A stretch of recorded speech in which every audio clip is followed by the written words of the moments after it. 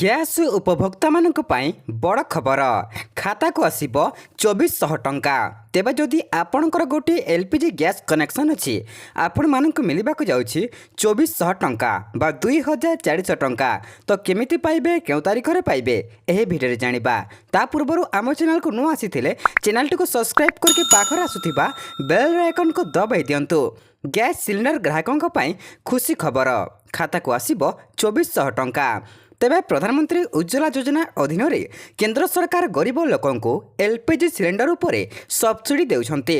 ଏହି ଯୋଜନାର ହିତାଧିକାରୀଙ୍କୁ କେନ୍ଦ୍ର ନିକଟରେ ଏକ ଖୁସି ଖବର ଦେଇଛି।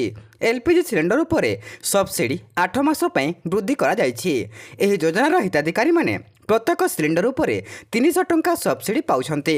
ବର୍ତ୍ତମାନ ଭୁବନେଶ୍ୱରରେ ସାଧାରଣ ଗ୍ରାହକଙ୍କ ପାଇଁ LPG ସିଲିଣ୍ଡର 829 ଟଙ୍କାରେ ଉପଲବ୍ଧ। କେନ୍ଦ୍ର ସରକାରଙ୍କ ଉଜ୍ଜ୍ୱଳା ଯୋଜନାର ହିତାଧିକାରୀଙ୍କୁ 300 ଟଙ୍କା ସବସିଡି ପ୍ରଦାନ କରୁଛନ୍ତି। ସେହି ଅନୁଯାୟୀ ସେମାନେ 529 ଟଙ୍କାରେ LPG ସିଲିଣ୍ଡର ପାଉଛନ୍ତି। ପ୍ରଧାନମନ୍ତ୍ରୀ ଉଜ୍ଜ୍ୱଳା ଯୋଜନାର ହିତାଧିକାରୀମାନେ ଆସନ୍ତା 8 ମାସ ପାଇଁ ମାର୍ଚ୍ଚ 2025 ପାଇଁ LPG ସିଲିଣ୍ଡରରେ ମାସିକ 300 ଟଙ୍କା ସବସିଡି ପାଇବେ। ଏହାର ଅର୍ଥ ହେଉଛି 8 ମାସ ପାଇଁ ମୋଟ 2400 ଟଙ୍କା ଆକାଉଣ୍ଟରେ ଜମା ହେବ। ହିତାଧିକାରୀଙ୍କୁ ବାର୍ଷିକ 12ଟି ରିଫିଲ୍ ଯୋଗାଇ ଦିଆଯାଉଛି। ଏହି ଯୋଜନା ଅଧୀନରେ କେନ୍ଦ୍ର ସରକାର 14.2 କିଲୋଗ୍ରାମ ସିଲିଣ୍ଡର ଉପରେ ମାତ୍ର 300 ଟଙ୍କା ସବସିଡି ଦେଉଛନ୍ତି।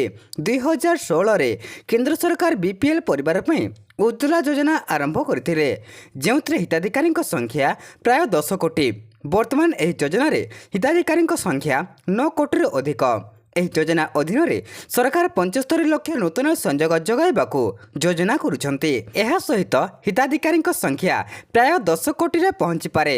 ଏହି ଯୋଜନାର ଉଦ୍ଦେଶ୍ୟ ହେଉଛି ମହିଳାମାନଙ୍କ ସ୍ୱାସ୍ଥ୍ୟ ପ୍ରତି ଧ୍ୟାନ ଦେବା ଓ ଗରିବ ପରିବାରକୁ ସ୍ୱଚ୍ଛ ରନ୍ଧନ ଆଡ଼କୁ ଆଣିବା। ତେବେ ନିକଟରେ କେନ୍ଦ୍ର ସରକାର 14 କିଲୋଗ୍ରାମ LPG ସିଲିଣ୍ଡରର ମୂଲ୍ୟ ହ୍ରାସ କରିଛନ୍ତି।